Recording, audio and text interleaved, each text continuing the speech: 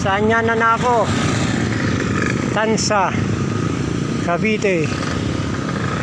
May night market din dito. Ayan o. Mahaba yan. Hanggang sa kabilang dulo pa yan. Pauwi na ako. Galing ako Manila.